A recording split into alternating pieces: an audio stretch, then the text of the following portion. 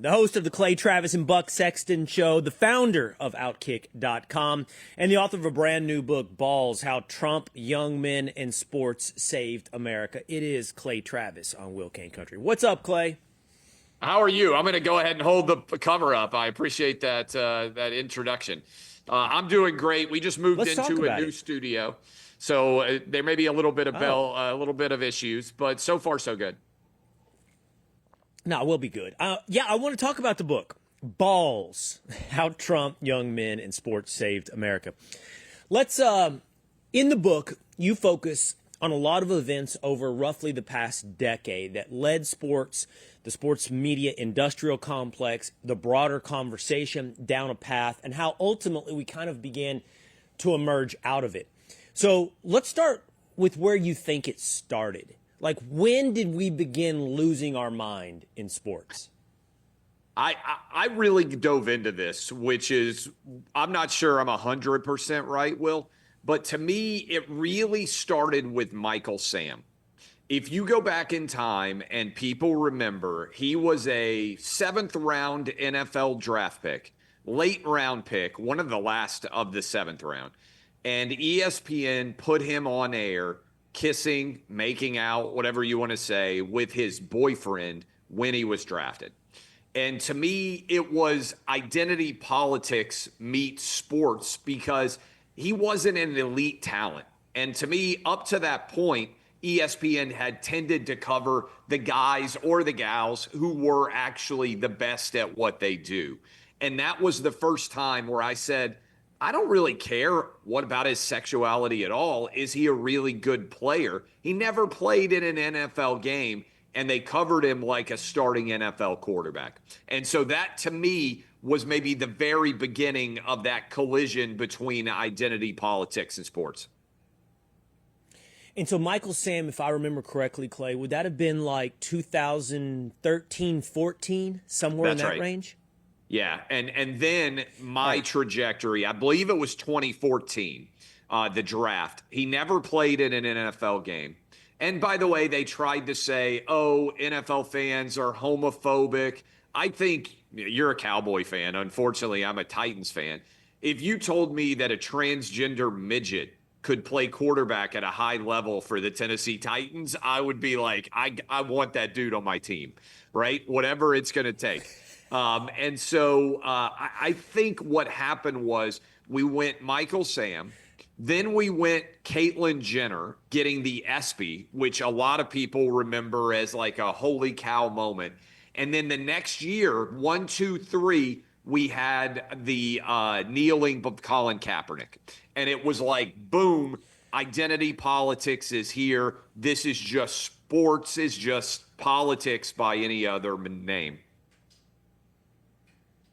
So I would argue, Clay, Michael Sam and Caitlyn Jenner, while definitely notable, were sort of like the first shots in a war that didn't really begin to explode into a wider conflict. And I think you're right. I think you agree.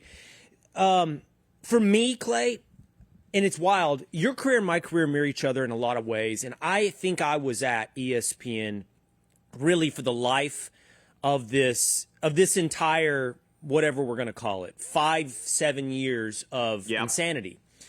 For me, Clay, and I want to come back to you in a second and a lot of what you're writing about in the book, I will forever remember, I joined ESPN in March of 2015. So a lot of the stuff that you just described had happened or was kind of happening. But my life at ESPN for the first 9 months I was there was fairly normal. I was going on First Take, filling in on holidays, debating, who's the 10th best player in the NBA. And then I was sitting on a beach in New York. And it would have been in August, I think. That's right. Was it a preseason game? Yep, that's exactly right. And I remember my phone blowing up. And I looked at my friend I was with and I go, Colin Kaepernick just knelt during the national anthem. And it just feels like instantly you knew this is gigantic. This is huge. Of course, after that, Donald Trump says something, and we're off and running. And it was on a monthly, perhaps every 2 to 3 weeks schedule of your latest outrage insanity. Yes. Yeah, I think that's right. And that's why, to me, the opening move to the era that Kaepernick really set off in the NFL was the Michael Sam and the Caitlyn Jenner. Because here's what I think is significant, Will, and I dove into this quite a bit in the book. If you remember in the David Stern era NBA, Mahmoud Abdul-Rauf, some people will remember him as Chris Jackson, great basketball player, shooting guard, small guy, but could make his shots from anywhere, played with Shaq at LSU back in the day. He refused to stand for the national anthem. And David Stern just said, nope, we're not doing this. And immediately suspended him. And eventually they worked towards some form of compromise. Nobody even remembers the name Mahmoud Abdul-Rauf now. Now, it's the NBA, not as big as the NFL, but this was when the NBA was at its apex, the Jordan era NBA. And David Stern just said, this is bad for the sport. We're not doing it. And I think if Roger Goodell had done that, it would have been a flare-up, but I think it would have faded. What happened was at ESPN and other left-wing sports media organizations, they decided overnight that Colin Kaepernick was a hero. And I do think it was connected to Donald Trump because it was in August of 2016 as we got ready for a presidential election. And it just took off. And I think it led us down a path of everyone losing their mind. And let me say something positive here. I do think, and I don't know if you feel this way, I feel like ESPN has started to find sanity on some level anew. I think Pat McAfee has helped. I think the Bussin' with the Boys guys have helped. I think Stephen A. not being a crazy person, actually somewhat interesting, non-left-wing everything opinions, has opened the network back up to some small measure of sanity. But you were there. They really lost their minds for about 5 years. There is no doubt about it. I often was there. And I mean, I was often one of the things that banged around in my head, Clay, you know, have you heard the famous quote about Fox News? I think it was George Will that said this, but Roger Ailes discovered an incredible niche in America. Yes, it's a great line. And I would think about that when I was at ESPN. I was like, well, they're all, because by the way, there was like two versions of me at ESPN. There was the one on First Take that took all these debates head on. And then there was the guy that had his own radio show syndicated on ESPN Radio. And that was a totally different thing where what I said is I'll address these things when I want to and when I think they're important enough, but I'm here to talk sports. Like, in my radio show was really geared around the sports fan. And I was like, I can't believe the rest of this network is seeding me this market. This market is the market that A, built this brand, and B, represents the vast majority of people that are tuning into ESPN. Remember, I succeeded Bomani Jones. Nobody, meaning I got the same time slot, nobody was tuning into ESPN Radio to hear about social justice. They were tuning in to hear about Josh Allen versus Patrick Mahomes. And so that's what I was like, you're going to give me this market? And I think that's what they're turning back to a little bit, sports. But I will say, I want to see what you think about this. I was just on Sage Steele's show, and she asked me a similar question to you. And I said, honestly, I don't know, because I don't think it matters as much. Like, and I'm not trying to insult it, and I have love in a lot of places in my career, in my heart for ESPN. I just don't think the relevance is there anymore. So it's like whether or not you're correcting course or you're continuing with insanity, it just doesn't hit the same as it did 10 years ago. Well, I think there's just so much more opinion. And that's the thing. I love that Roger Ailes quote that you nailed about why Fox News is so successful. It doesn't surprise me, Will, that Outkick has been successful. But what I have said is the fact that we have no competition is what blows my mind.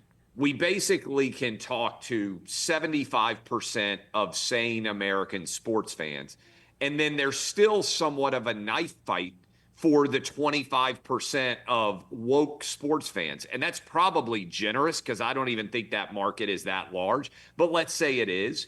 Wouldn't you want to compete for the 75 as opposed to compete for the 25? And so I'm like you. Look, when I started Outkick, we did pretty girl rankings on college campuses. We did SEC girlfriends, quarterbacks going out for Halloween, just fun stuff, right? The kind of stuff that guys would sit around and girls at a tailgate and talk about. And then, like I said, about 20, I actually think there was another one in here too. You may remember it. It was the Mizzou protest, the University of Missouri, which for college football kind of exploded. This is when you hit my radar, Clay. And I can't remember what year this was. So I don't know when your career took off, but I remember sitting on an airplane. So for me, Clay, I would back this up because you said Donald Trump played a big part in the Kaepernick moment that made this explode, and you're right. But similar to Caitlyn Jenner and Michael Sam, in the broader news world, there were other events leading us up to this Kaepernick thing. And for me, I was at CNN in my 5 years before ESPN, and I would put watermarks around Trayvon Martin and then Michael Brown, right? These were huge moments in our culture where we had irresponsible conversations around the topic of violence and race. They were horrifically bad, malpractice conversations around both of those subjects. And so I was on CNN doing those two subjects, watching the world begin to lose its mind. Sports, always a trailing indicator there, lost its mind when Kaepernick fed off of that stuff, because those two cases are kind of what led Kaepernick down this path, right? And then he and Donald Trump exploded in the world of sports. But you hit my radar on the same topic, and I can't remember what year it was, but it was the Mizzou race hoax, and you dove in. You dove in, man, and you were the truth teller out there on that case. Yeah, for people who don't remember that story, and I'm going to try to find the year here by jumping in at the University of Missouri, they decided that they were going to have a race protest. And I think, Will, it was right around that Michael Brown, which was the St. Louis area, which was the state of Missouri. But they decided that they were going to have a hunger strike, and they took over the entire campus, the main quad at the University of Missouri. And they said, we're not going to stand for the outrageous racism at the University of Missouri. And I remember, because it was college football, the college football team, Missouri, talked about refusing to take the field and play. And so this story exploded in my world, because I'm out there like, wait a minute, they're not going to take the field? What happened? And it was everywhere. And I think, Will, the other part of this is social media. That was right about the time that Twitter was taking off and things went mega viral and it was super left wing. And I went in and I looked into it, and there was virtually nothing. Off the top of my head, a guy alleged that somebody yelled a racial slur to him off campus. There was a drunk kid who walked through a campus event and may have used a racial slur. And then somebody, this was the crazy part, somebody allegedly did a poop swastika in a Missouri dorm room, in like a public bathroom. And I went and I looked up. I said, okay, what's this atmosphere of racism and everything else that is demanding these players not play? And I wrote about it. I said, there's nothing here. A guy off campus, I wish it didn't happen, allegedly yells a racial slur. I think he was like in a red truck, they said. Okay. And then one drunk college kid walking through campus allegedly uses a racial slur and gets in a lot of trouble for it. And then a poop swastika? This is what throws an entire university into chaos. And so the atmosphere was so ripe for things to take off, even if there was no legitimate backing. And I wrote about it because it directly connected with college sports and college football, which I loved. And I think it was around 2014-ish.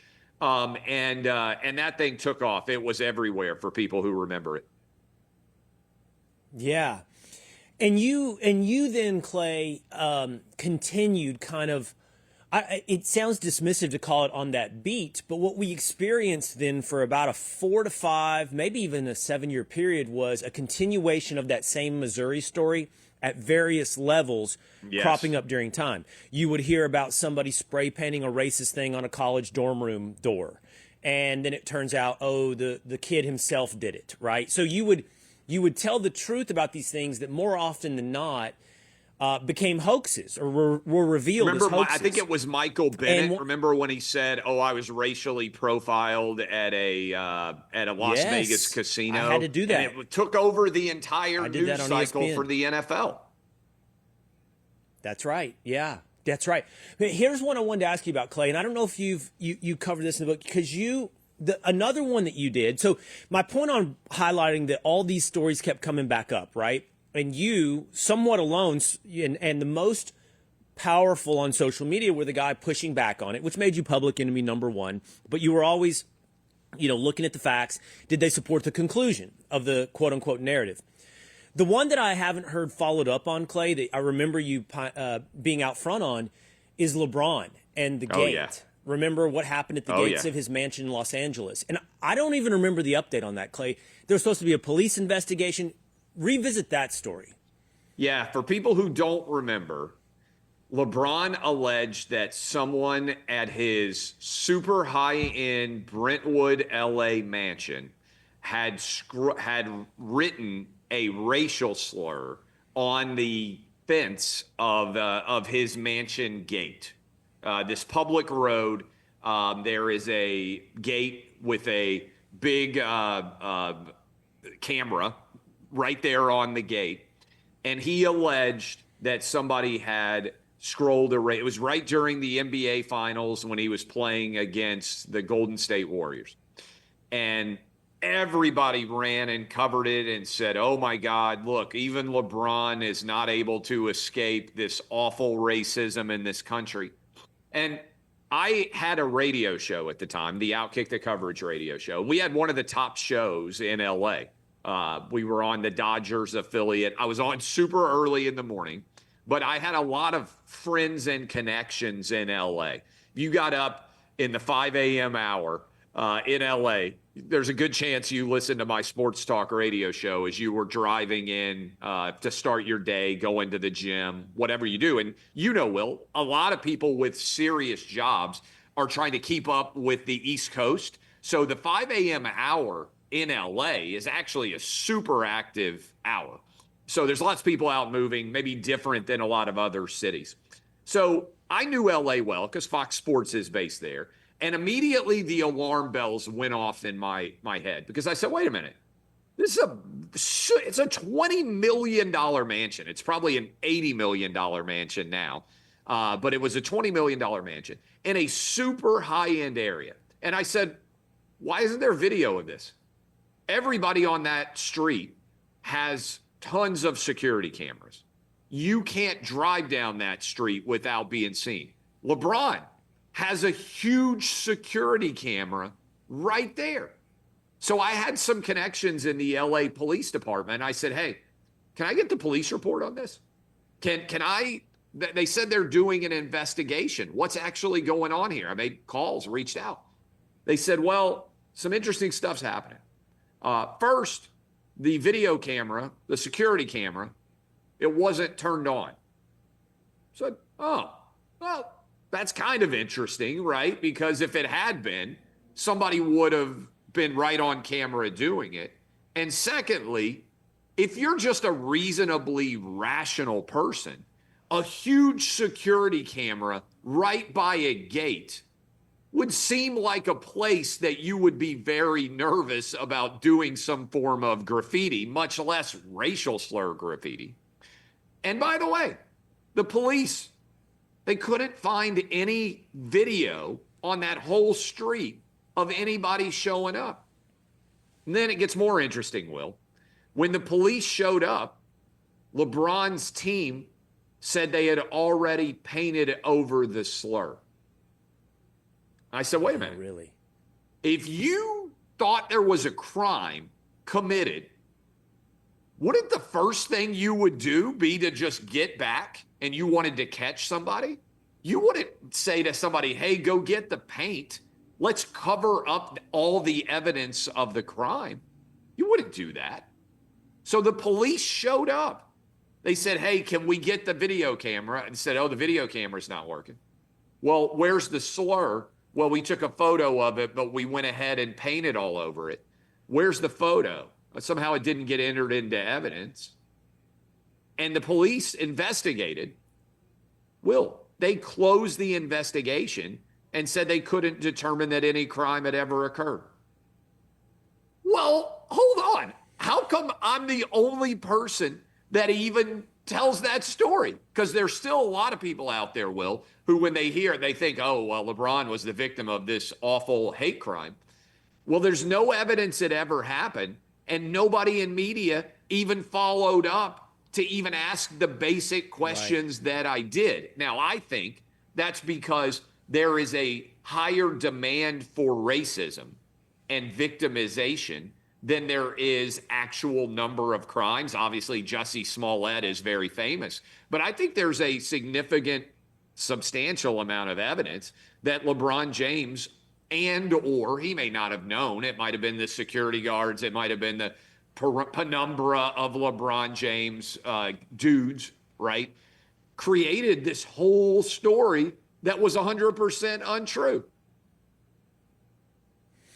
And the point of revisiting these, Clay, as you have in the book, is to document something that happened. And it's like a mass psychosis. And the number of stories at that point that continue certainly defined my career and yours and the entire conversation in the United States. And it's hard, and this is what you've done a good job of, but it's hard to catalog. I mean, it's Kyler Murray using homophobic slurs, when he's 15, and now we got to talk about it when he's drafted number 1 overall. It's Josh Allen, quoting Modern Family and rap lyrics, and so now we've got to revisit that when he gets drafted number 1 overall. It's a baseball pitcher who, do you remember? I can't remember what the lyrics when you're a teenager. Right, I can't remember the baseball pitcher. Who was the pitcher that got the All-Star nod to be the starting pitcher in the Major League Baseball All-Star game? And now we got to revisit his social media from when he was a teenager. It was just on and on and on. And then, and it come for me towards the end. And then there was the Bubba Wallace affair, which is a lot like the LeBron affair, right? And so you just keep going down. And I'm telling you, this stuff, everybody remembers, but this stuff was happening so fast and so often. And the conversation of why you were a villain, and quite honestly, why I was a villain, was we questioned the assumptions, never the facts. And the assumption is what made you virtuous. The assumption being, look how racist America is. Well, your evidence isn't strong. The things you're pointing to isn't strong. And then it became, well, Clay Travis and Will Cain and whoever else, they don't believe in racism. But then it went a step further. Because they don't believe this is racism, they are racists, and they're racist. Correct. So we keep going. And then we get the trans stuff that starts to bleed in at some point, which Leah Thomas wasn't the first of those stories. I can't even remember what the first of these stories was. But here's my question for you. When do you think we reached the top of the mountain where it starts coming back over? Because we've rebounded now. We've headed back where the popular narrative has bent the arc back to sanity. What do you think was that tipping point? I think it was I got 2, because I say the high water mark of wokeness to me was Leah Thomas winning a women's NCAA championship, ESPN crediting Leah Thomas as one of the stars of women's athletics in their Women's History Month series. And most people miss this, because it was the women's NCAA tournament first round. But ESPN paused and had a moment of silence over the so-called Don't Say Gay bill during a South Carolina Howard NCAA tournament game. That was in March of 2022. That and the Leah Thomas win were almost within 24 hours of each other. I think that was the absolute peak of wokeness, and I think we've begun the decline since March of 22. So when I look at that era, I say it roughly started in 14, Will, and then it kept growing all the way up to 22. And now we're on, I hope, the backside of a return to sanity in sports. And in that arc, Clay, what I would say is it hits jet fuel with Kaepernick, right? You've already laid the groundwork that it started before, but it hits jet fuel with Kaepernick. But at that moment, I know because my career is defined by it, there is an appetite to hear a contrarian point of view. There's at least an acknowledgement that this isn't unassailably correct. By the time we get to 2020 in George Floyd, we have arrived at the point where alternate points of view are not worthy anymore. They don't have a place. Now, by the way, that doesn't mean I was not pushed out of ESPN. I had a contract offer on the table and chose to join Fox. However, I will say I was on First Take less. And it's not just about it's not about me. What you saw was now people begin to make a lot of money because we were in the peak era of woke sports. I mean, Uncomfortable Conversations with a Black Man launched Emmanuel Acho, right? All this stuff. And I like Emmanuel, but now you're talking about a market that took off by doing this stuff, right? And starting at about 2020, you had about a 2 to 3 year period where literally people in sports made millions based upon the backs of these woke stories. Yeah, look, I mean, the Colin Kaepernick got a Netflix documentary series, Will, where he said that the NFL draft combine was modern day slavery. Netflix aired a documentary where they show athletes walking around in their underwear as they do, getting measured to try to become multi-million-dollar draft picks. Everybody wants that invite. And they changed. It's one of the craziest things of this era. Will, they turned the NFL draft picks into slaves being auctioned on the stage. I mean, that was Netflix. Kaepernick got paid millions of dollars to make that documentary. And of course, he's suing, begging to get back into the league. Well, remember, they changed the name owners in the NBA to governors because they were concerned about the connection to slavery. Team owners. And so I think, to your point, I mean, the biggest, I said the apex to me was Leah Thomas with the trans world. But in the bubble, and I think you have to make COVID a part of this too, because I think it accelerated the psychosis. They had NBA guys voluntarily giving up their own name on the back of the jersey to be replaced with political slogans. I mean, this whole era is bonkers. And really, one reason I wanted to write this is I hope people buy it now, but I hope we don't forget the history, and it needs to be in a place where someone can go and say, holy crap, that really did all happen. I don't know who else would write the book. Let's go back to really quickly now the correcting mechanism. And you forward this in your book. You talk about the role of the manosphere. So Joe Rogan, Jordan Peterson. You talk about young men, and which was inevitable. Like the young men at some point are just going to go, enough of this. And you talk about the role of Donald Trump. Yeah, look, I think Trump is not the cause of this. I think he's actually a symptom of the craziness, and he was just one of the people on a much more significant level than you and me that was willing, Will, to look around and say, what are we doing here? This is just crazy. And I know this happened to you all the time, too. It wasn't necessarily that everybody was infected by the woke virus. It was that stepping up to the people in power had real consequences. And most people aren't willing to take on those consequences because they had real significant impact in careers. And if you're the guy who's trying to say, hey, you know what? George Floyd is not representative in any way of how most minorities deal with police on a day-to-day basis. If you just said that in 2020, I mean, they fired, this is also in the book, but remember, they fired Grant Napier, who had a multi-decade career of calling games, because he simply said all lives matter. And people were like, well, you can't have that. Yes. You can't have that opinion. You're fired. I mean, they fired Rachel Nichols, who is way more talented than most of the people, whatever you think about her, way more talented than the people around her who ended up replacing her because she happened to be a white girl. And this is just the world. Remember the tennis guy? The tennis guy that got fired because he said, I think it was Venus Williams was using guerrilla tactics. Yes. Which Guerilla warfare, tactics. Like unexpected, he said it in unexpected attacks on tennis. It's not an uncommon phrase that is used there. And they said, oh, he's calling her a gorilla, Gorilla. Hopefully I spelled that right.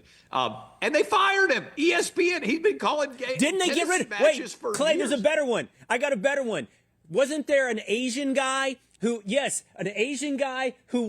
calling a college football game, but his name was Robert Lee.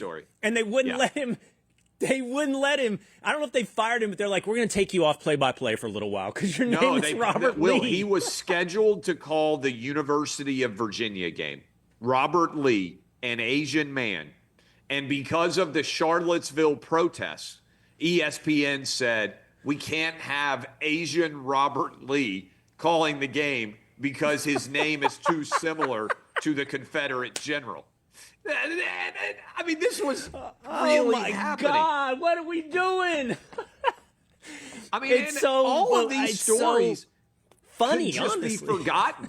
A lot of people just want to pretend that whole era didn't happen. And you and I were controversial just because I would say something like, I don't think most people are going to be like, oh, man, Robert E. Lee died in maybe somebody makes a joke on social media because it is kind of funny. Oh, look at Robert Lee. Robert E. Lee thinks he's slick sliding back into Charlottesville pretending to be an Asian dude. I mean, that's kind of funny, right? But the idea that you have to pull him off the game, that he would be punished because he has the same name as a Confederate general who died 140 years ago. And remember, Bob Lee is at ESPN at the time, and his nickname was the General. People lost their mind. Oh, my God. I forgot about some of these stories. They're so good. Oh, my God. It's such a psychosis. And I think it's great that you've done this, man, that you've cataloged it. Here's the last thing on this, Clay, and we'll leave it. Where do you think we are? Are we back? Like you said, the ESPN's corrected course. They're trying. A lot of the people that made those decisions are still there. A lot of the people that were on air driving those narratives are still there. To your point, by the way, not everybody lost their mind. And that whole era, and notably COVID, taught me. I used to walk around thinking like Wall Street. Remember the movie Wall Street, where he said greed is good, that the base level human motivation was greed. I learned greed is not the base level human motivation. Fear is the base level human motivation. Yeah, when you rip everything else away, what people are driven by mostly is fear. And I think I got a lot of notes. I know you did because you used to tweet this. I can't tell you how many on-air people at ESPN would say things to me off-air about in support of the opinions that I had. And famous athletes, very famous athletes who weren't on air would send me messages. Keep saying what you're saying. Keep doing this. You're the only voice of sanity. And I would appreciate it, Clay, but I would also think, why don't you do it too? Like it'd be awesome if you stepped up as well. But fear is very, very powerful. You're right about that. I think you nailed it. People knew it was wrong, but they feared the consequences for pointing out the wrongness. And I think we have at least created a culture. When I see the Detroit Lions score against Washington and they do the Trump dance and they point to Trump in the broadcast booth or the owner's suite, wherever he was at that time. And when I see John Jones and I see Christian Pulisic and they're doing the Trump dance, I think those young men are actually just evocative of the overall young male perspective.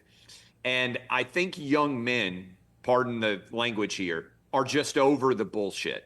And I don't think I would have written this book the way I did, Will, unless I had 3 boys myself, because you start to see the world through your kids' eyes if you're a parent.